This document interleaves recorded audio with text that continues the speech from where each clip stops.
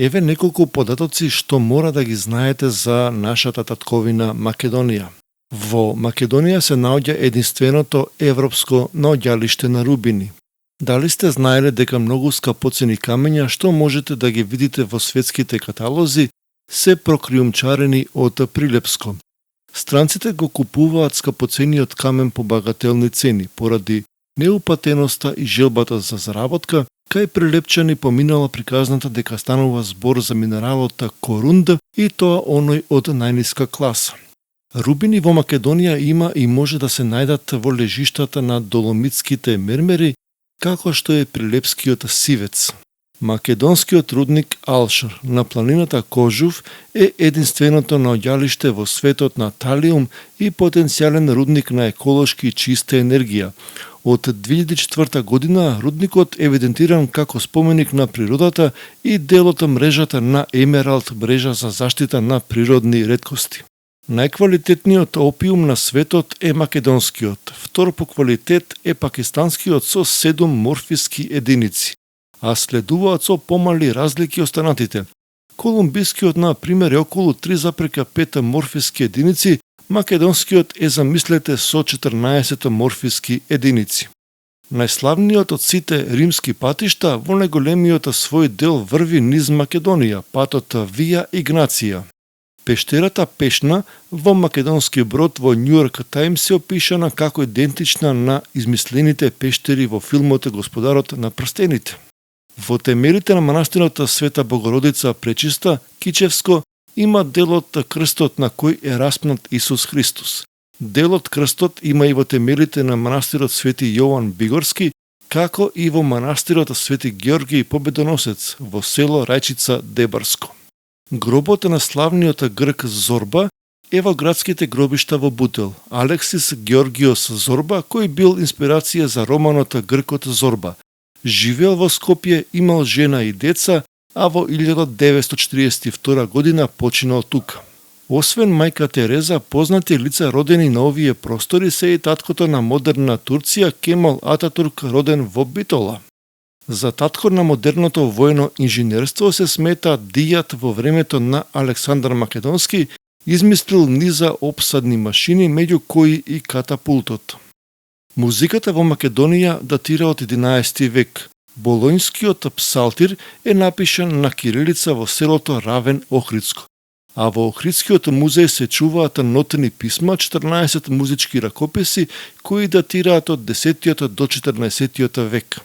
Најстарото дрво во Македонија, Платанус ориенталис во Охрид, познато како чинарот, расте од времето на Свети Климент Охридски од 9 век. Најпознатата песна за Палестина и нивна химна е всушност напишана од македонец. Панде Манойлов, новинар и писател, од Битола напишал песна за Палестина во далечната 1982 година и ја објавил во весникот Нова Македонија. И денес истата е химна на арапскиот свет. Во Македонската православна црква, само во манастирот Свети Ѓорѓија Победоносец, се изработуваат митри кои се мощни, квалитетни и барани од епископите. Не само од Македонската црква, туку и пошироко. Од 2003 година до денес монахињите имаат изработено над 150 митри, што ги носат великодостојствениците на православните цркви во Америка, Африка, Русија, Грција, Украина, Бугарија, Романија, Србија, Црна Гора и во многу други држави. Ерусалимскиот патриарх и Вселенскиот патриарх Вартоломеј. Првиот светски златен медал на македонски фотографии браќата Манаки во 1905 година. Во Битола отвараат ново студио за уметничка фотографија и учествуваат на големата светска изложба на фотографии во романскиот град Синаја во 1906 година, каде освојуваат прво место и златен медал за нивната фотографска колекција. Во Скопје животот континуирано трае најмалку 7 до 8.000 години. Докази се неолитската тумба во Чаир, покрај неолитската тумба во Маџари и неолитската населба на Скопската тврдина. Прва зоолошка градина на Балканот е, верувале или не, зоолошката во Скопје. 120 кукли во куклица во близина на Кратово се стари 10 милиони години, а ние за малку ќе ги потопевме со вештачко езеро. Еден од преживјаните од бродот Титаник е македонец, Стојко Додоловски од село Чучер, Скопска, Црна Гора. Во последен момент прекупил карта од еден поп и се качил на Титаник. Кога бродот тонел, тој се фрлил во водата и се обидел да се качи на спасувачки брод, со господа кои не го пуштиле. Плутал се додека не го нашол единствениот од екипажот кој се вратил по преживјаните. Спасил 12 лица, меѓу кои и Стојко. Според НАСА, Кокино е четврта на листата најстари обсерватории во светот. Останатите се Абу Симбел од Египет, Стоунхендж од Велика Британија, Анкор од Камбоџа, но помалку позната е и Чочев камен близу Кокино, стара 4 милиони години и посовремена од Кокино. Македонија има 34 планини, 53 езера природни и вештачки, најстарото во Европа. Охридското езеро е и најдлабоко на Балканот. Старо е 4 милиони години, во него има 200 ендемски видови кои се со светска важност. Во Македонија годишно се произведуваат повеќе од 135 милиони литри вино и 150 милиони литри ракија, како и пиво 850 милиони литри. Првата железничка пруга на Балканот, Салоника Скопје, е изградена во 19. век.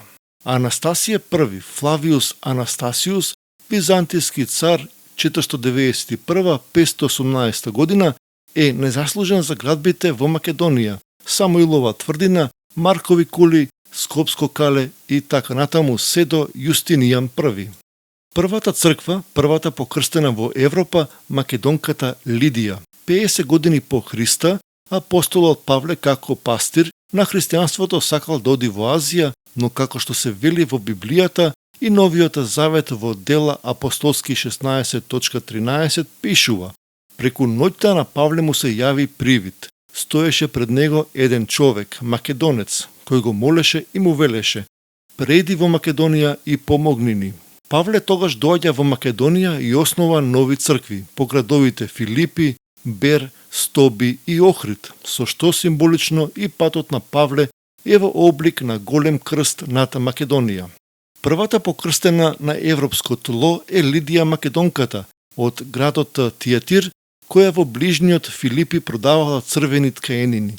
Токму, црвената боја е и се присутна низ македонскиот фолклор, ткаенини, везови, но и на востаничките знамења носени во борбите. Лесновскиот манастир е прва монашка република на Балканот. Во него постоело книжевното училиште Лесновачки скрипторум, и тоа уште од половината на 11 век, но и калиграфско препишувачко формирано во 13 век. Се до 40-тите години на 19 век во манастирот се наоѓала и најголемата библиотека на Балканот, со огромен фонд на книги и ракописи собирани од најстарите времења и најдалечни краеви, но и создавани тука на автохтоното македонско подрачје. Според археолозите и геолозите, во Македонија траги на живот има уште од времето на Плиоцентот, тоест пред првата ледена епоха. Во околината на Неготино се пронајдени коски, за кои се претпоставува дека му припаѓаат на животно старо од 2 до 10 милиони години, а човекот од Егејска Македонија е постар дури од непознатиот неандерталец од Германија, кој се проценува на 30.000 до 100.000 години старост. Со пронајдокот од Егејска Македонија се рушат и теориите за неандерталецот како најстар предок на човекот, особено што и други пронајдоци од најновото време покажаат дека тој бил суштество сосем различно од човекот или некаков човечки предок. Првите карпести гравири создадени во Македонија и во светот пред 32 милиони години. Според наводите на Емануел Анати од Италија, директорот на Светскиот архив за карпеста уметност, и на францускиот академик Жан Колот, се вели дека Македонија е земја со најголем број ваков вид карпеста уметност во светски рамки. Мрежестите гравири кои за прв пат беа откриени во местото Лас Мазис во Франција, а во Македонија се откриени во Пелагонија, во Славишко поле Крива Паланка, во северниот дел на Кумановскиот регион, во селата Тополовиќе, Горно Кратово и во други краишта на нашата преубава Македонија.